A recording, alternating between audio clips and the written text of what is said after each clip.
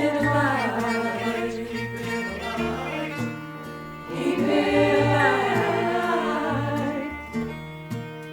Keep it alive.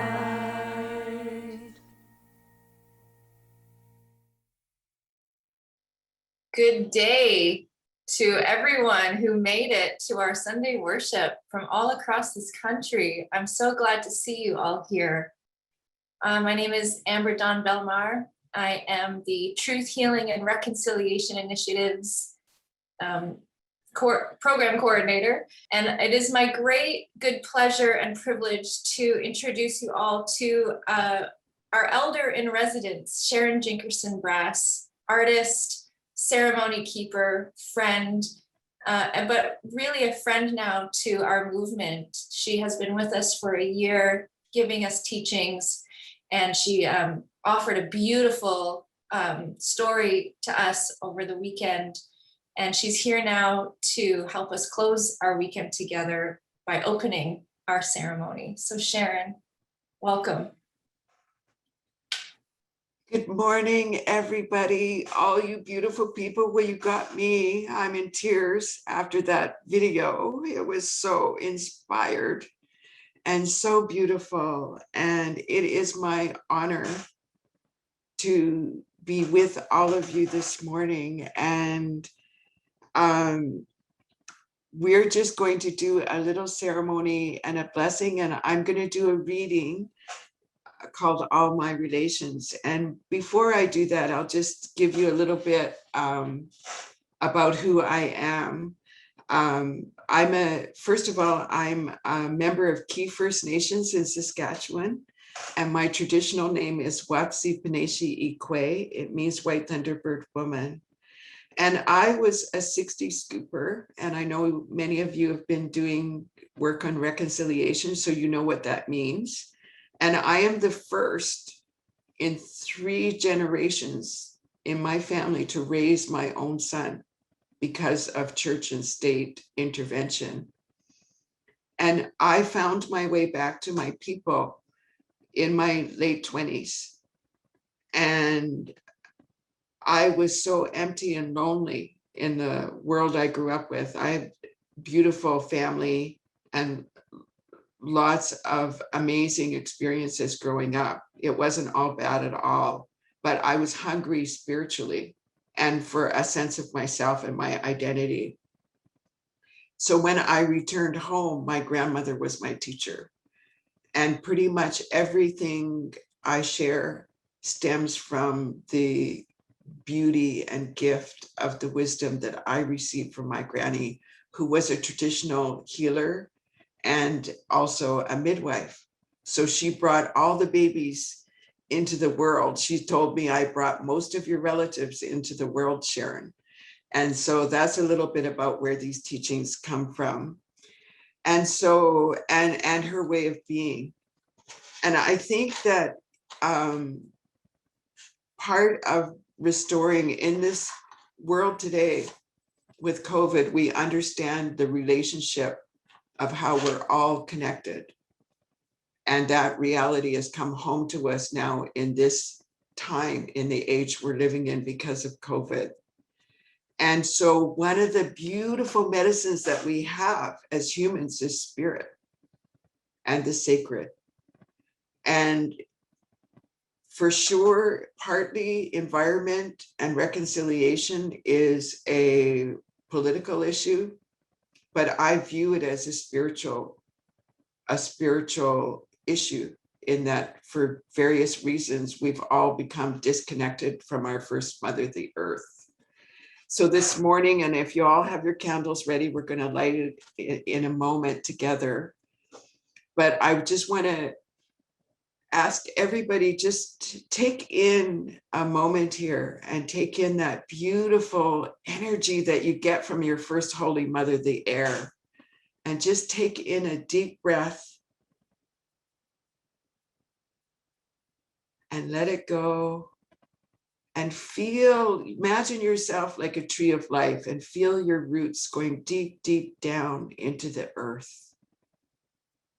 And feel that beautiful resonant energy that we get from our first Holy Mother.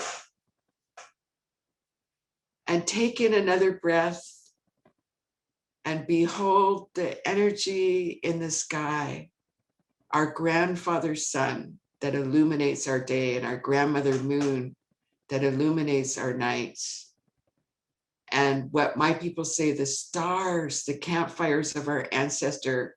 And then beyond that to the great mystery, the things that none of us know, what's beyond the universe. And take in all of that expanse and bring it back into your body. Right in, put your hand where you think your spirit is. And just for a moment, feel your spirit and the beating of your heart. And that's the first sound you ever heard, was the beating of your mother's heart.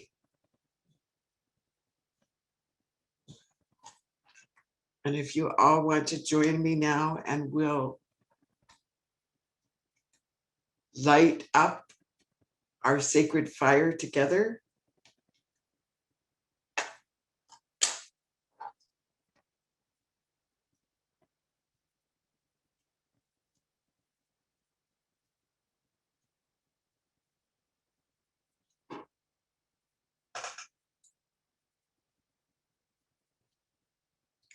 Beautiful. Look at all the light, everybody. So beautiful.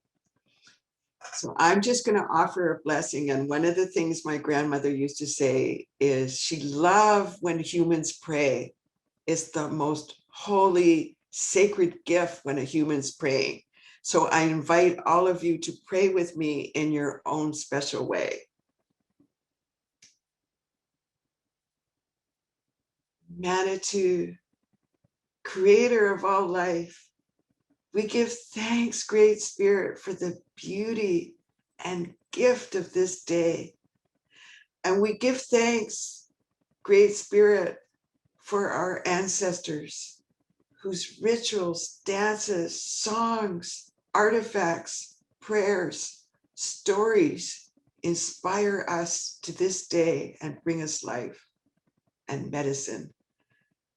And we give thanks for our sun, for the warmth of the sacred fire that illuminates our world.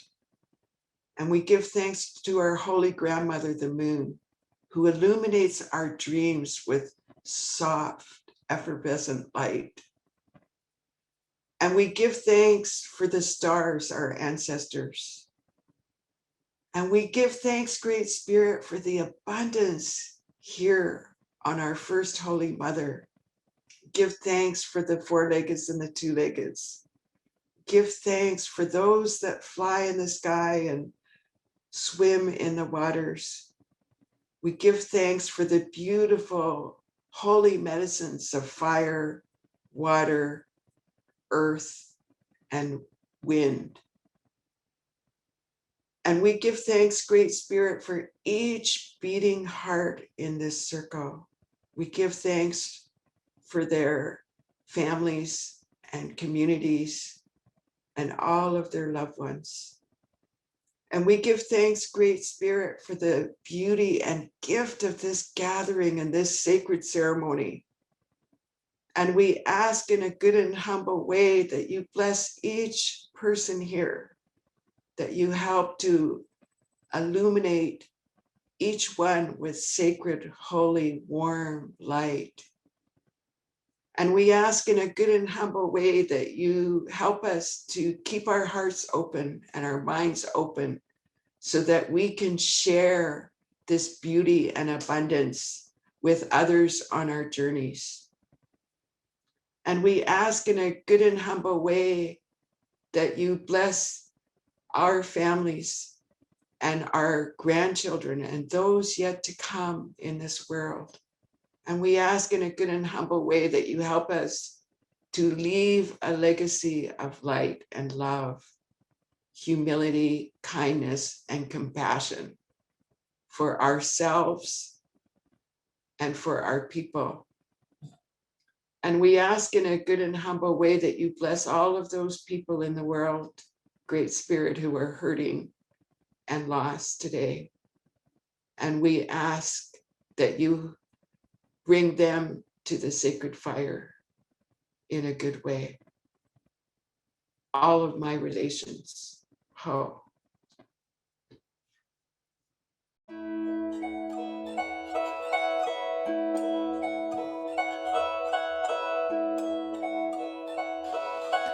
Spirit of life, come unto me. Sing in my heart all the stirrings of compassion. Blow in the wind, rise in the sea, move in the hand, giving life the shape of justice.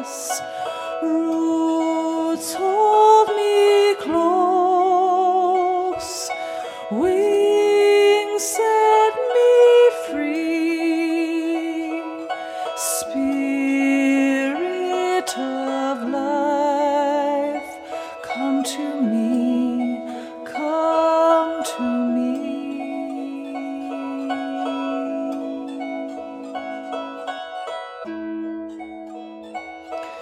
Spirit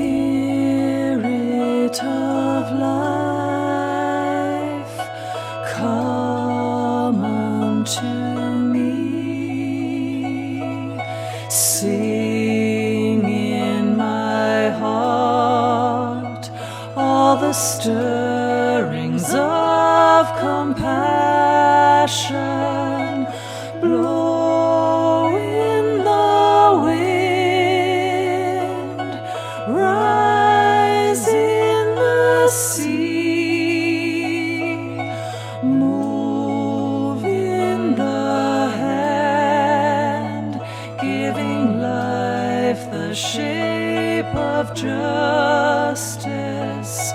Roots hold me close, wings set me free.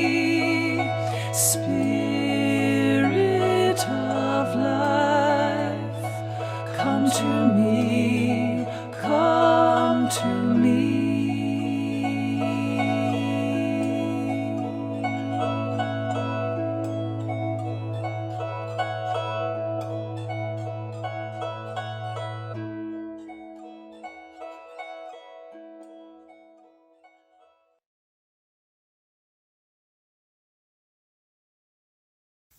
Time for any histoire? Oui. Yeah, story time.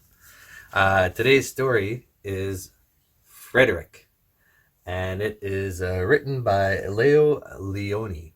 All right. Frederick. All along the meadow where the cows grazed and the horses ran, there was an old stone wall. Yeah. Un mur? Oui. Okay. Yeah. All right. In that wall, not far from the barn and the granary, a chatty family of field mice had their home. Des souris. You've done mieux. Yeah. C'est une famille. All right. But the farmers had moved away. The barn was abandoned, and the granary stood empty. And since winter was not far off, the little mice began to gather corn and nuts and wheat and straw. They all worked day and night. All except Frederick. Frederick travaille pas. One mouse is not working. Frederick, why don't you work? They asked. I do work, said Frederick. I gather sun rays for the cold, dark winter days. No, ça compte pas? Doesn't count? Not real work? Oh, what? All right. And when they saw Frederick sitting there, staring at the meadow, they said, And now, Frederick? I gather colors, answered Frederick simply, for winter is gray. Regardons là. Yeah, they're all working. Un se travaille, lui est assis là. Assis-là, regardez. On va Ça, voir. c'est pas vraiment du travail. No, it's pas vraiment du travail. Maybe not, eh? And once Frederick seemed half asleep. Are you dreaming, Frederick? They asked reproachfully. But Frederick said, Oh no, I am gathering words, for the winter days are long and many, and we'll run out of things to say. It's Frederick. Toujours assis, hein? Still sitting. The winter days came, and when the first snow fell, the 5 little field mice took to their hideout in the stones. Les petites souris sont cachées, là. Ça, c'est Frederick, yeah.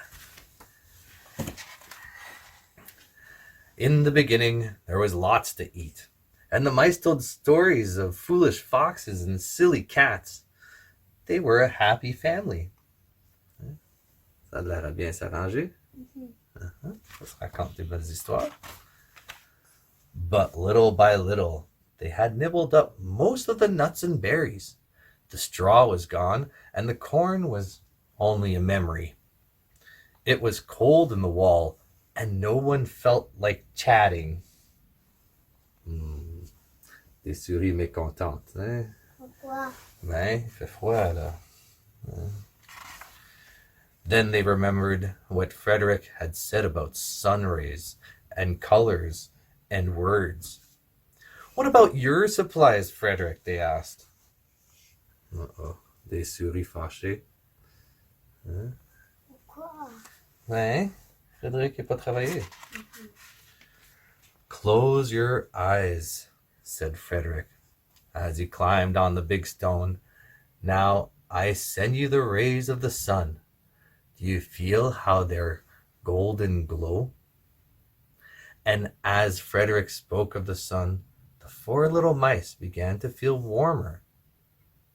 Was it Frederick's voice? Was it magic? Hein?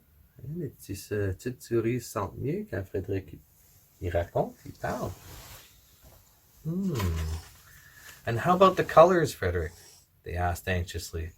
Close your eyes again. Go ahead, everybody. Close your eyes. Fermez les yeux. Close your eyes. Frederick said, and then he told them of the blue periwinkles, and les belles fleurs bleues, and the red poppies, oh, les fleurs rouges, and the yellow wheat, oh, le blé doré, and the green leaves, les feuilles vertes, and the berry bush, les petites baies dans les buissons. They saw the colors as clearly as if they had been painted in their minds. Oh. Oui, regarde. Oh. And the words, Frederick. Frederick cleared his throat, waited a moment, and then, as if from a stage, he said, Who scatters snowflakes? Who melts the ice? Who spoils the weather? Who makes it nice?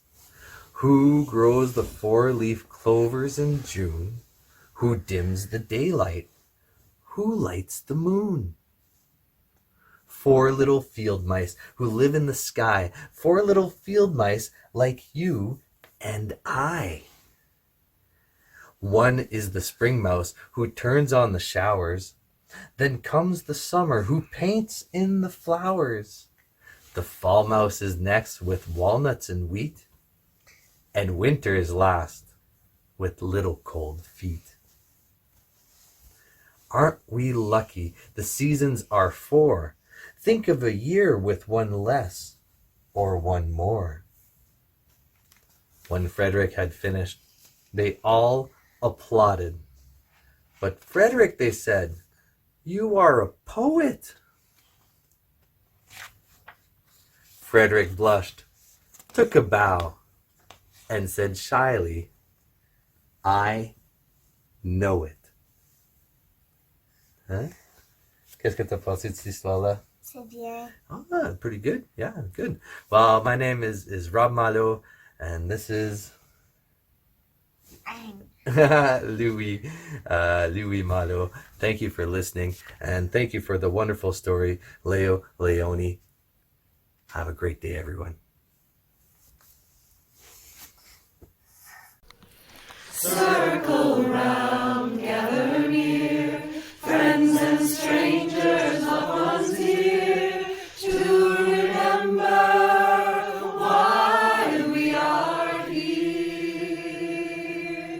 To rekindle and sustain, illuminate and proclaim the flame, the light of love. Light of love.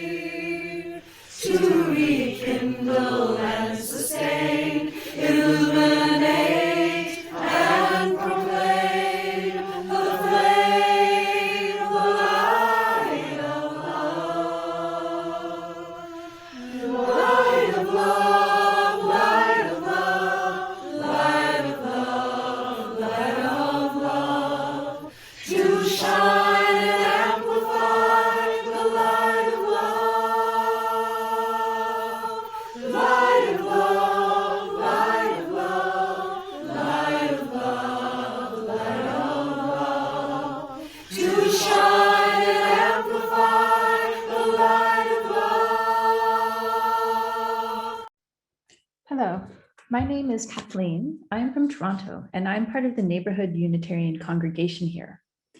My family have been seasonal campers at Unicamp of Ontario for the past 10 years.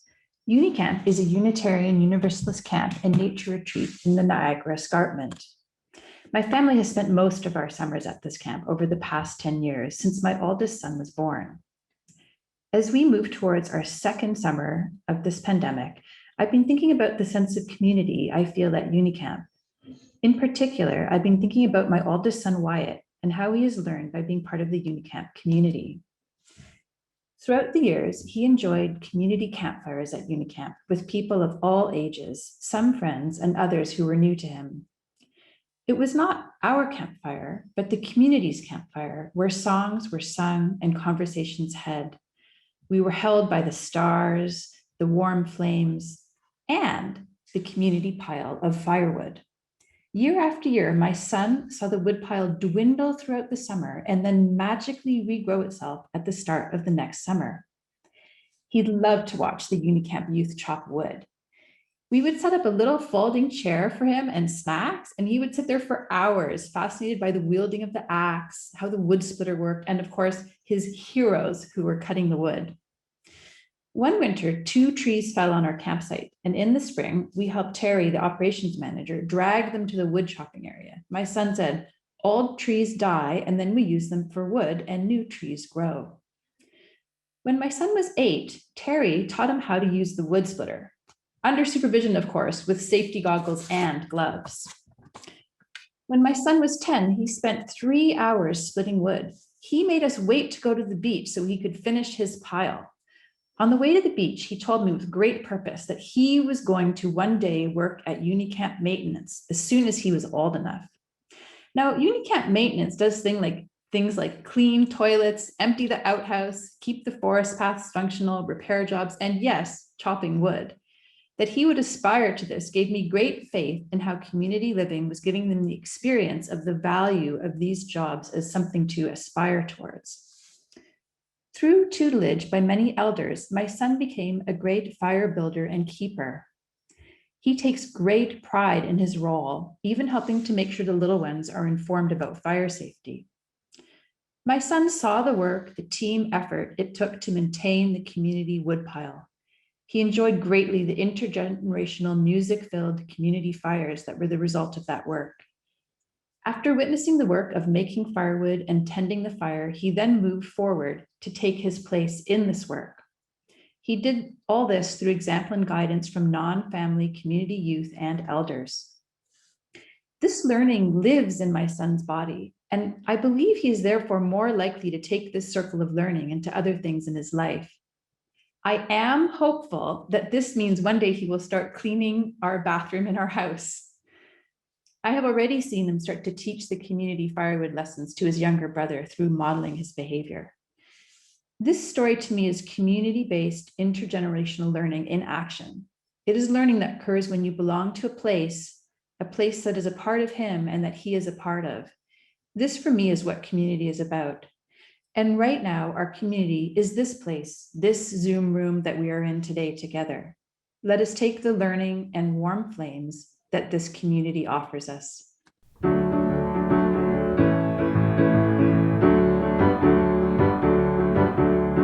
This little light of mine, I'm gonna let it shine. This little light of mine, I'm gonna let it shine. This little light of mine, I'm gonna let it shine. Let it shine, let it shine, let it shine. Everywhere I go, I'm gonna let it shine.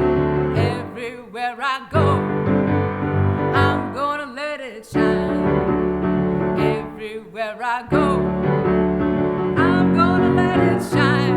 Let it shine, let it shine, let it shine.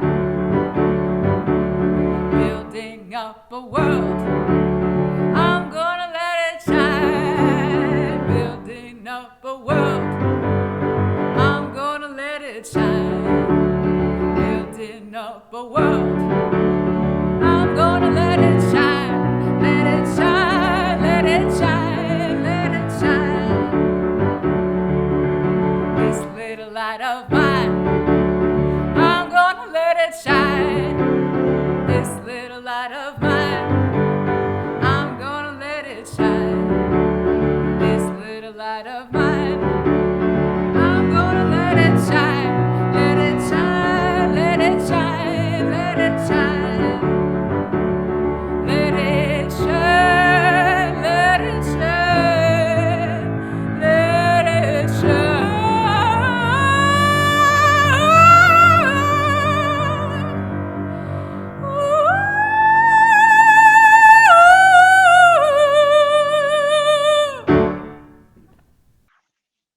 travers la fenêtre de ma chambre, dans ma maison d'enfance au bord du lac Huron, je vois ma mère tirer sur le levier de la fendeuse à bois. Le bois grince. Elle serre plus fort et le bois grinçant, de tout son poids corporel forçant sur le coin métallique de la bûche devenue molle, un grand crac géant. Le tronçon tombe en deux, poids lourd en bois qui frappe le sol. Boum! Muffled through the bedroom window of my childhood home at the edge of Lake Huron, my mother is pulling on the lever of the wood splitter. The lumber creaks. She cranks it back tighter. Squeaking lumber. Her whole body weight forcing the metal wedge into the soft log. Crank. One giant crack, and the trunk falls into two heavy wooden weights hitting the ground. Prends le journal, chérie, dit-elle. Partons un feu. Je me dirige vers la chaîne à bois et attrape une grande pile de prospectus collectés dans les journaux, 2 poignées de bois d'allumage et le briquet de l'atelier de menuiserie de mon beau-père. Grab the newspaper, honey, she says. Let's get a fire going. I head to the woodshed and grab 1 large stack of collected newspaper flyers, 2 handfuls of kindling, and the lighter from my stepdad's woodworking shop. Mes mains travaillent vite, froissant les petites annonces en boule, formant un géant tas d'aubaines passées et d'horoscopes des derniers mois. Penses-tu qu'il y en a assez? Ma mère me taquine. Je jette quelques branches de cèdre pour que le compte soit bon et pour avoir le dernier mot.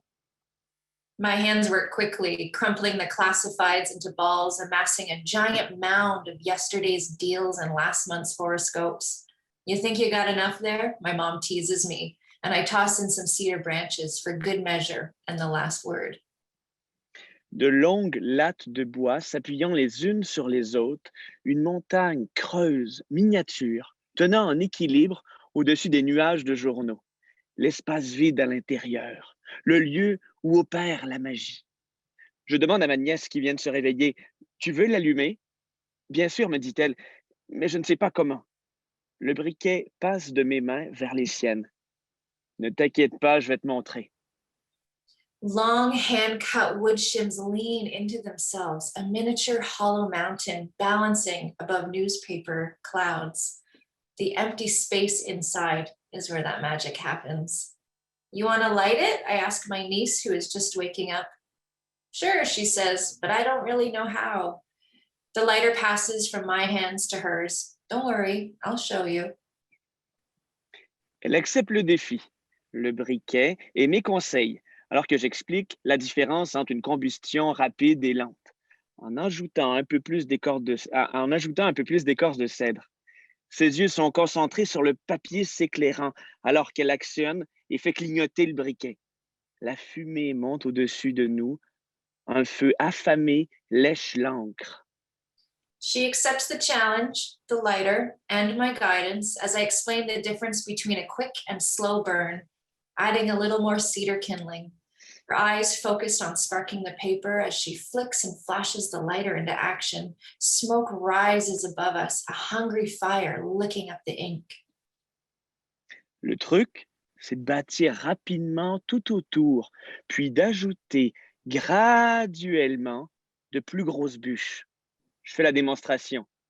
Placer les bûches, écorce tournée vers l'intérieur, face aux flammes, et elle continue avec le reste, prudente, autour de la chaleur. The trick is building up that quick and gradually introducing the slow. I demonstrate.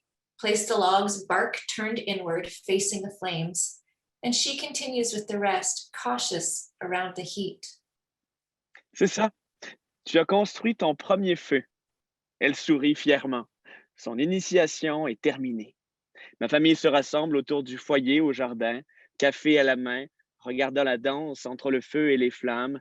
3 générations de gardiens du feu racontent des histoires et en évitant la fumée lorsque le vent change de direction. Ô combien j'ai envie d'être à la maison. That's it. You built your first fire. She smiles proudly, her initiation complete. My family gathers around the backyard pit, coffees in hand. watching the dance between fuel and flame.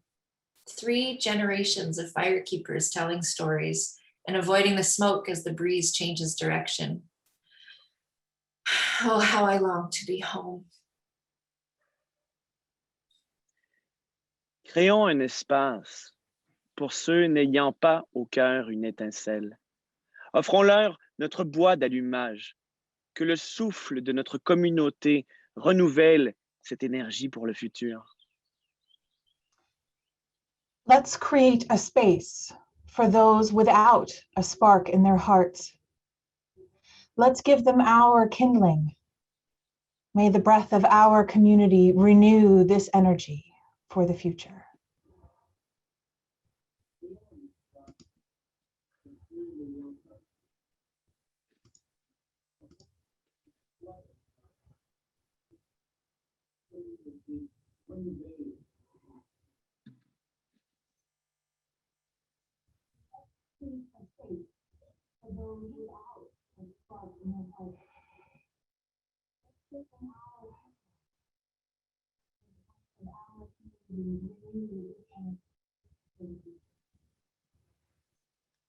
Créons un espace pour ceux n'ayant plus que des braises en eux, ayant tout brûlé, se consumant lentement jusqu'au bout de leur être. Let's create a space for those who have only embers in them, having burned everything, slowly consuming themselves to the end of their beings.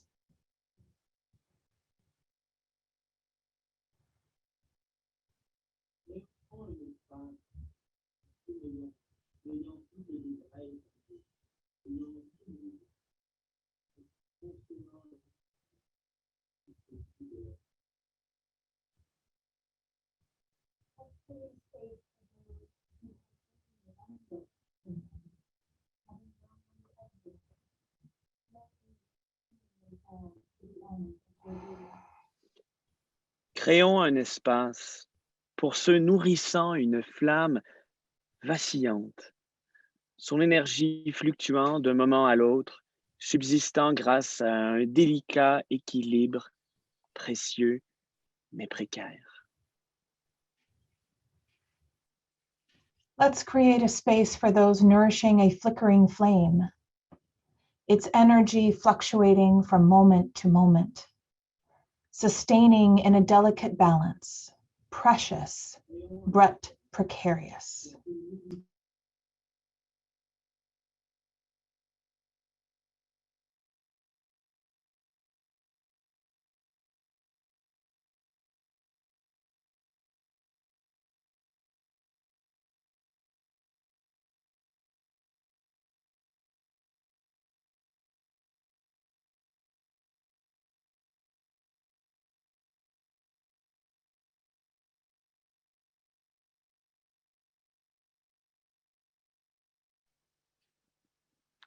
Créons un espace pour ceux qui, entre nous, sont habités par un feu pétillant et multicolore, dont la chaleur est soutenable, rayonnante d'énergie et génératrice d'étincelles à attraper au vol.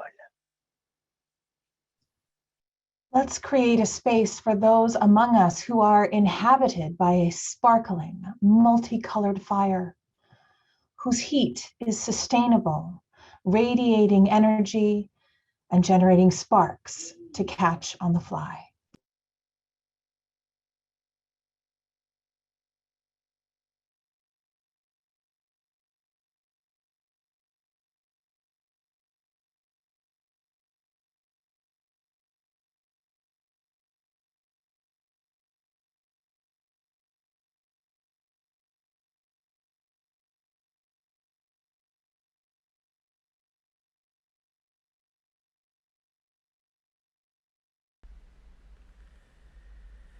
Please join me in singing hymn number 108 from Singing the Living Tradition. My life flows on in endless song.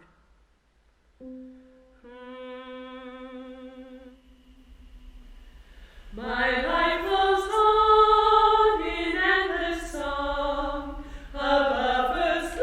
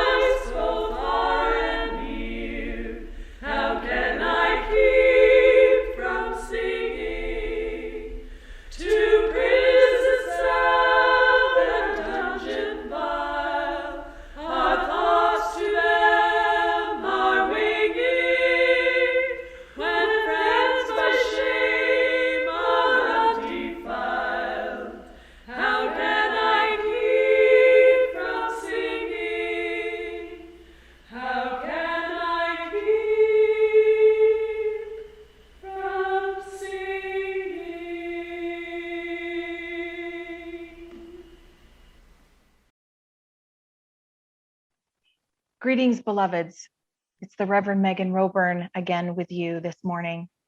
Circle round, gather near, friends and strangers, loved ones dear, to remember why we are here. To rekindle and sustain, to illuminate and proclaim the light of love and the power of that love in all of our lives. For our fireside chat this time, I am coming to you from the living room of my house, where I, like many of us, have been working from home for the past year. Hi, friends. My name is Andrea James. My pronouns are she and her, and I'm in my living room too. I serve as the Director of Lifespan Faith Development alongside Reverend Megan at the First Unitarian Universalist Church of Winnipeg. Andrea and I chose to gather by our fireplaces here because so much of our service was built around the building of fires and the tending of fires. And our congregation in particular has a tradition of going camping on the shore of Lake Winnipeg. We haven't been able to do it since the pandemic, but it is something that is precious to our community. And so we wanted to lift it up as one of the many ways that we choose to gather and sustain our congregational lives. I wonder, Reverend Megan, where did you find some energy or a spark, so to speak, during the service this morning? You know, there were so many things that gave me life during the service this morning. The team that put together this worship, I mean, obviously you and I were part of it, so it's a little self-serving. But so many of the ideas came from the whole team and from outside sources. And the first one that comes to mind to me is Frederick, because at the beginning of the story, you think that it might be a story about how this mouse isn't doing his fair share of the work.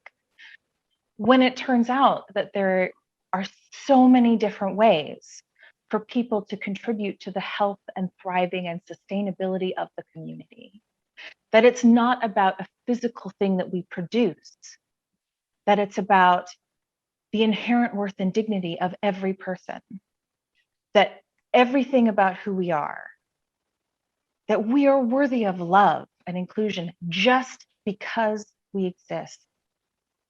That really living into our first principle of affirming our inherent worth and dignity means that we offer that to each other in addition to expecting it for ourselves. That Frederick, in addition to the folks who collected the food and prepared the space, that Frederick offered stories, that Frederick offered connection and community and memory. Very precious. That was one of my favorite parts. I love that story too.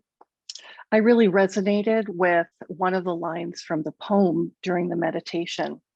Amber told us that the open space inside the fire is where the magic happens. As she spoke, I could really see that fire being created and all that went into it. And yet it was the open space inside where the magic of the spark, the kindling, the fire itself happens. That made me think of our Unitarian Universalists' open minds and open hearts, of the youth practice of always keeping a place to sit or an opening in a circle so that a new youth can enter, join in, be welcomed. And it made me think of how those of us, and it made me think of those of us in the dominant culture, how we've taken space and filled in the center and are now moving to the edges with intention so that folks who have traditionally been marginalized have room to move into that center space, that open area where the magic can happen. Yeah, I love that imagery of intentionally creating open space in addition to having open hearts and open minds. A long time ago, I was actually a chaplain for Unitarian Universalist youth camps. And so, I really connected with the story of Kathleen's son and the building of the fire pit and that camp experience where so much stuff is multi-generational. And, you are really getting into a place where you're building, because you have to do so much at camp where, in cities and whatever, you have these things already done for you. But camp is about sharing duties, sharing responsibilities, teaching the value of communication and collaboration. And how are we opening space and making space for people to feel like they're included, to feel like they are worthy and affirmed enough to be trusted with the work of building the fire pit. And no matter what age you are, right? Because our communities have new people coming in all the time of all sorts of ages. How are we creating that open space for learning and inclusion and passing on our history and traditions, while also, right, open space is also about what are new ways of building fire pits, right? Not subsuming or taking over the value of that history and those traditions, but also how can we learn and grow? And so making space to show people that they're loved and trusted is really, really important. And to me, that the fire pit story and the story about camp really lifts that up for me. You mentioned collaboration, and that took me back to the very beginning of our service today with the prelude that was sung by our national choir. It was so moving.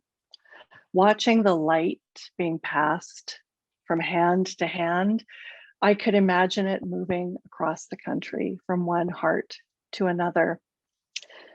They sang about the times when we're tending the embers and the flame flickers down to a spark. And I really felt that. It called to mind all the times that I myself have struggled during the global pandemic, or when loved ones have struggled over the last year and a bit, when our own flames have been dimmed. And so I felt uplifted thinking about these Unitarians and Unitarian Universalists across the country, keeping their personal home fires burning. It's a good reminder that I have that sustaining flame, that light of love, warmth of kindness, spark of joy within me right here. Yeah, so much of this past year has been us figuring out how to keep those sparks, those flames, whatever image that we went through in our caring meditation time earlier fits for us, especially because for so many of us, the closure of the buildings has been really painful and a struggle. At the same time, it has helped so many of us understand how inaccessible we were before, and has opened whole new avenues of how we can reach more people, include more people. And at the same time, we can struggle with the loss of those physical spaces. Over the last year, the teachings of Rabbi Abraham Heschel, his writings on the Sabbath, have really spoken to me. He talks about how Judaism constructs the Sabbath as an architecture, a temple in time instead of as a physical space. And yes, Jewish communities have physical spaces, but they've been struggling along with us on how to do their work and sustain their communities without buildings. But the key to Heschel's message, as outlined by his daughter, creating holiness in time requires a different sensibility than building a cathedral in space. That there's a different intentionality, that there's a different focus. And yes, we can use our physical spaces to help us build community and serve our larger communities. But our focus, our drive should be about how are we connecting with each other as people, as human beings. And the other thing I keep thinking about is Middle Church in New York. They do the Revolutionary Love Conference every single year. It's an amazing conference, and I was able to attend this year because it was virtual because of the pandemic, but also that in the middle of this pandemic, Middle Church not only was dealing with having their building closed, but it actually burned down. The whole building was destroyed. And so, witnessing how this community has at the same time expanded to be a community that serves people across the continent with their emphasis on digital ministries and connecting people, but also at the same time, understanding the grief of losing their physical space and the efforts put into rebuilding it, even though they have the strength of digital technology to keep their communities gathered. And so all of this to me speaks to what are the challenges for us as human beings of belonging to a place, to have a sense of place, of roots, right? When we can't actually physically be in a place. How do we get there? I don't know. I think that's a huge question that so many of us are grappling on. Do you have any thoughts on that? Well, first, I want to thank you for those images of siblings in faith across time and space who share their stories, who continue to share their stories, their teachings, their music at the kitchen table or on Zoom. There's a saying in our faith. We say, all that we do is faith development. Unitarian Universalism is the faith we teach, and the congregation is the curriculum. And this is what that means, that when we pass down our stories, when we sing our songs, when we share our gifts the way Frederick the Mouse did, when we watch the youth chopping wood, and we know in our bones that that will be our job when we reach that age, we're learning how to be Unitarian Universalist and how to be in covenanted community together. As our Universalist ancestor Angus MacLean said, the method is the message. I think of the lifelong second, third, and more generation UUs and how they must flow through many stages of that passed down knowledge, that understanding that they will move into and out of roles and take their turn time after time. Kathleen's son didn't need a curriculum or a sermon to teach him that he'll grow into and inherit that responsibility of tending the fire at Unicamp. He aspires to that role because of what he's witnessed by being in community.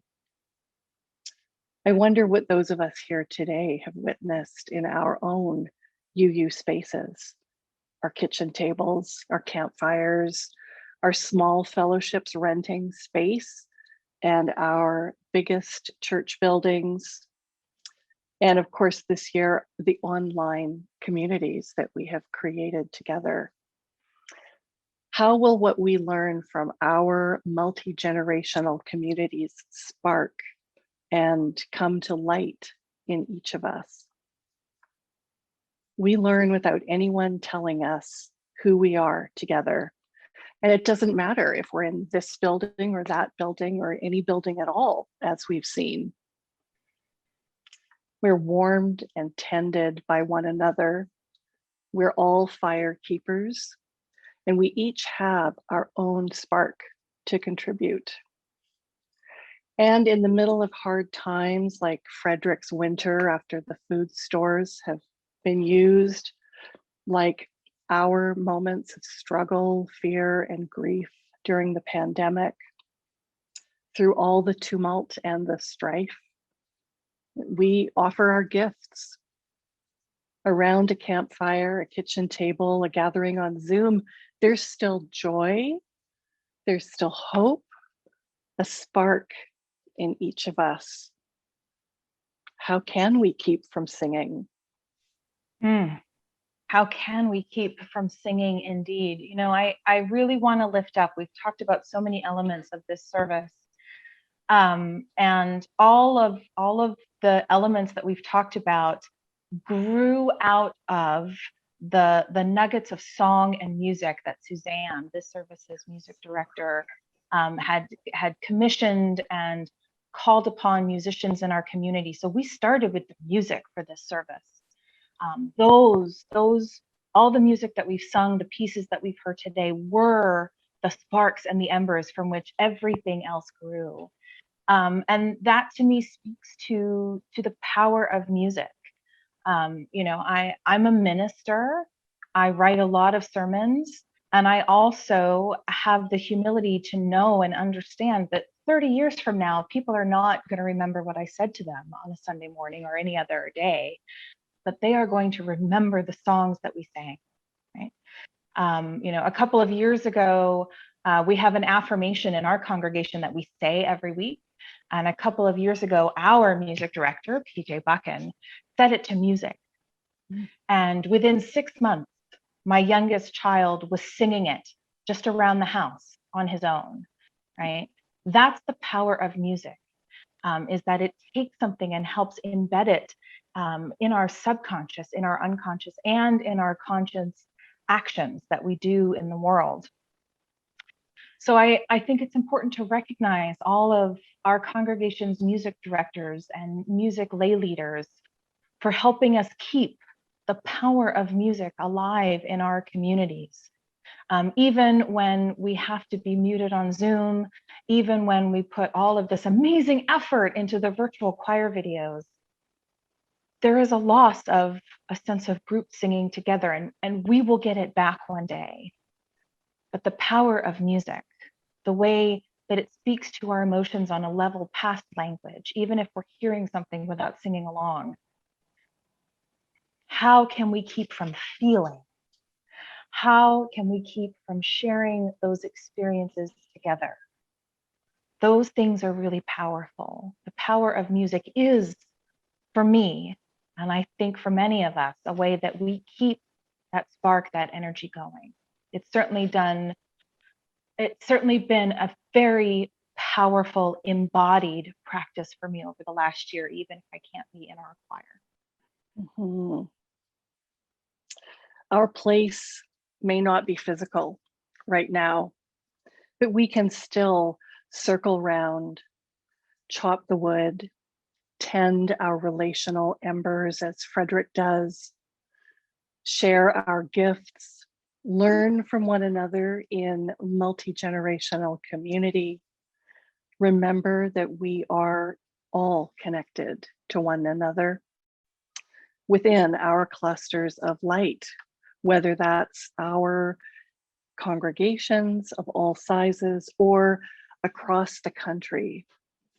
We do belong to this place.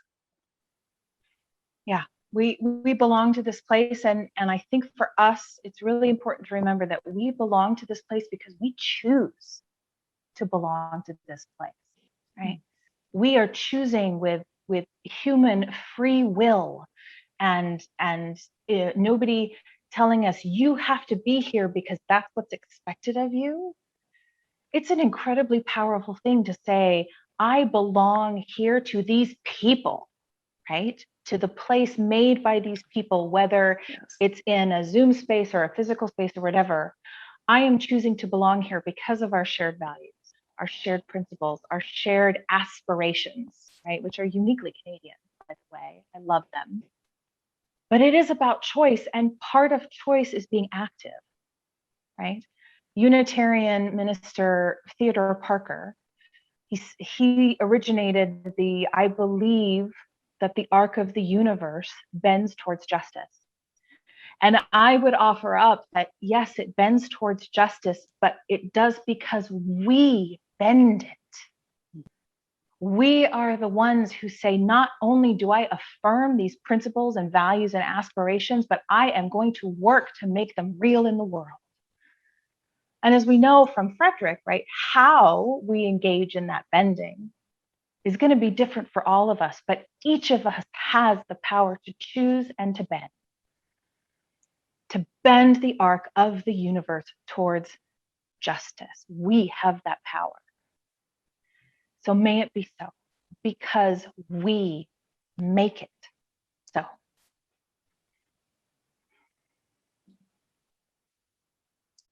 It is my honor and my privilege to serve the South Fraser Unitarians as their settled minister. I am the Reverend Samaya Oakley. And 60 years ago, two religions ended a courtship that had lasted close to 100 years and merged to form one denomination. In so doing, a living tradition was formed, coming from a strong past that provides a foundation and willingness to respond to the needs of our times and the longings of our spirit. A living tradition that brought together the heart of universalism and the headiness of Unitarianism, where both partners held at their core an enduring flame of love, a light of love to shine brightly in the world. And in so doing, our Unitarian and Universalist ancestors entrusted future generations to love the world the best way they could, given the circumstances of the day. This love calls us to do the hard work in this world. As part of this living tradition, we have been given a task to love the world with all of our hearts. To help us along in this daunting task of loving the world, we initially drew up 6 principles at the time of merger in 1961 that both denominations could live with a promise to revisit them each 15 years to see if they were still relevant.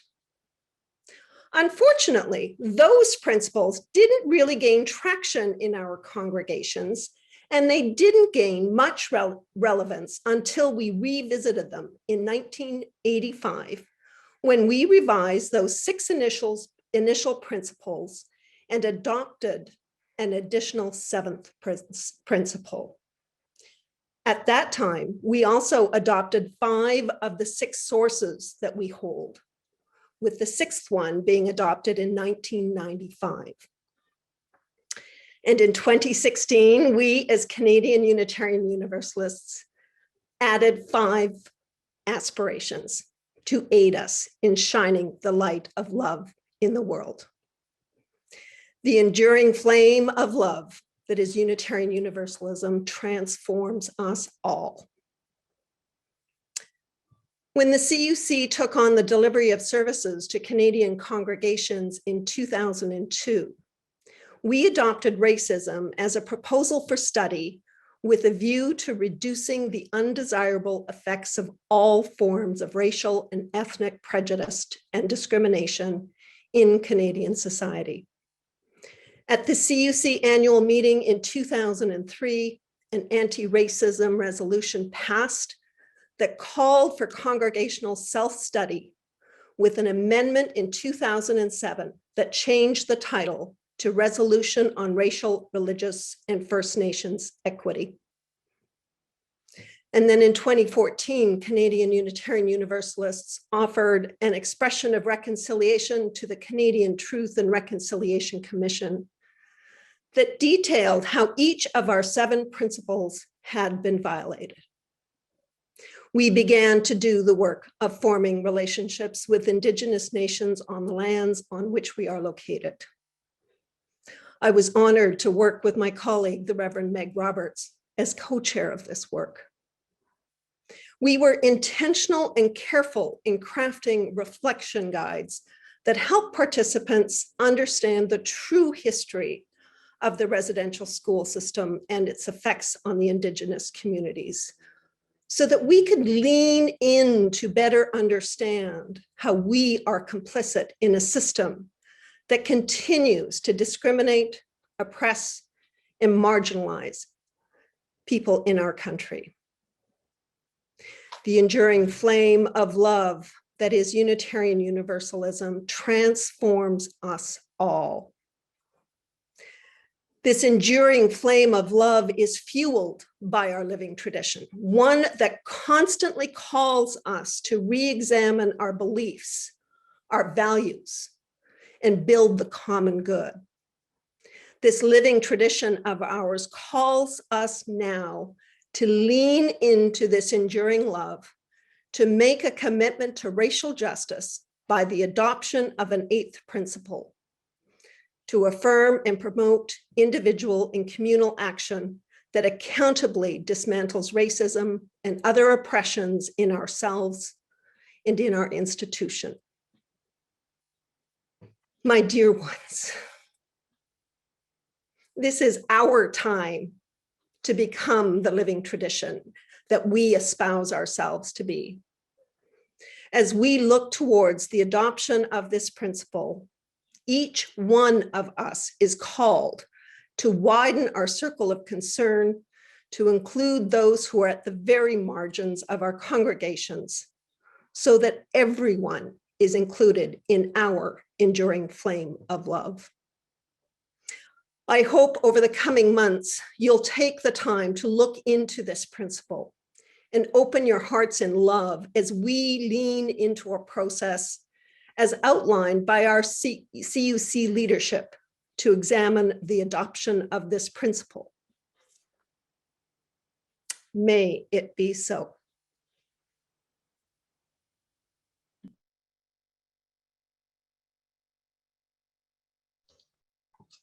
Hello, everyone. We are the youth observers to the board. I'm Linnea Granberg. I'm Fiona Butler. And I'm Eric James.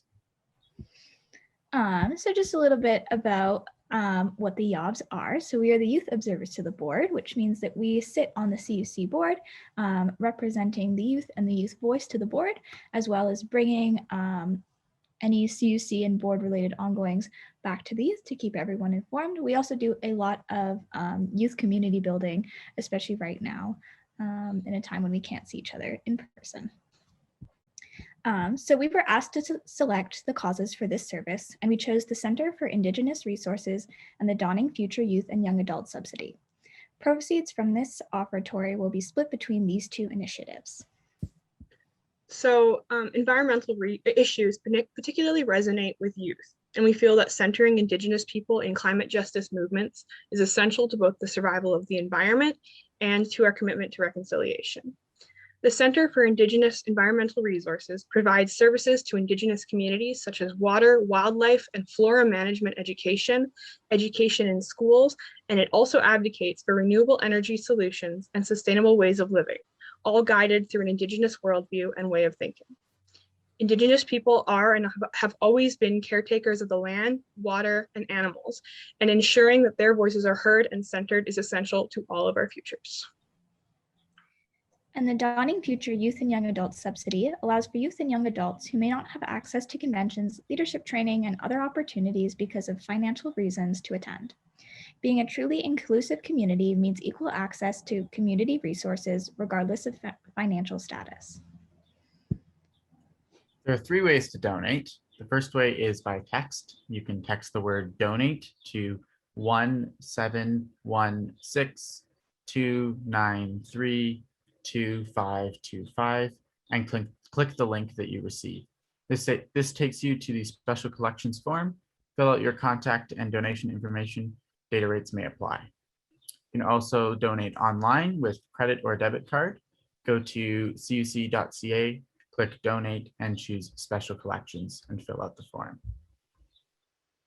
Credit card by phone is the third method to donate. You call the CUC office at 1-888-568-5723 and leave a message with your name and phone. Our CC staff will call you back for your credit card information.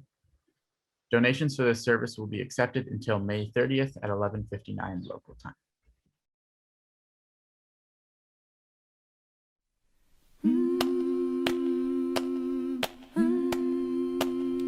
There are more waters rising, this I know, this I know.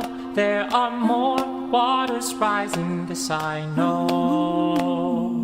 There are more waters rising, they will find their way to me. There are more waters rising, this I know, this I know. There are more waters rising, this I know. There are more fires burning, this I know, this I know. There are more fires burning, this I know.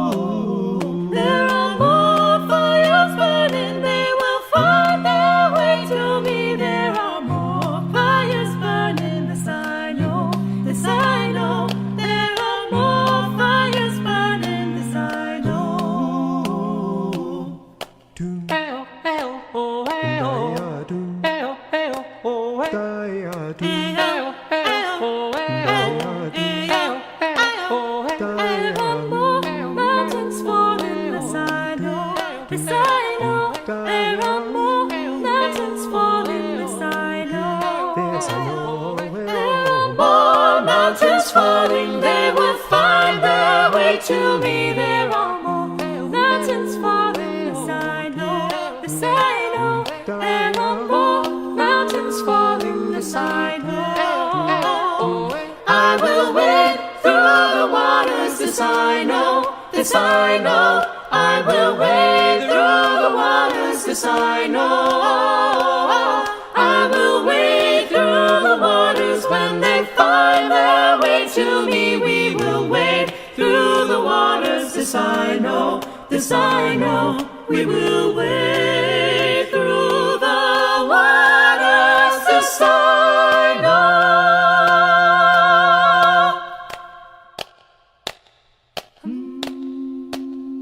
I will walk through the fire, this I know, this I know. I will walk through the fire, this I know. I will walk through the fire when they find their way to me. I will walk through the fire, this I know, this I know. I will walk through the fire, this I know. I will rebuild the mountains, this I know, this I know. I will rebuild the mountains, this I know. I will rebuild the mountains when they find their way to me. I will rebuild the mountains, this I know, this I know. I will rebuild the mountains, this I know.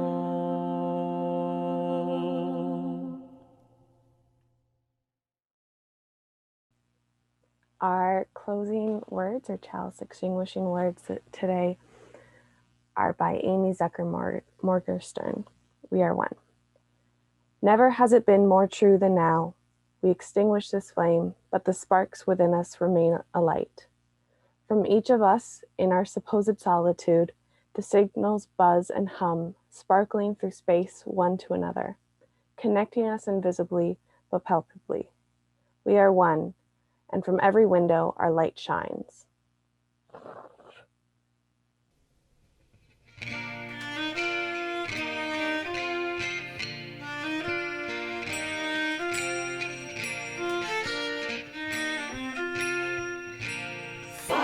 Firefly, don't wanna put you in a jar.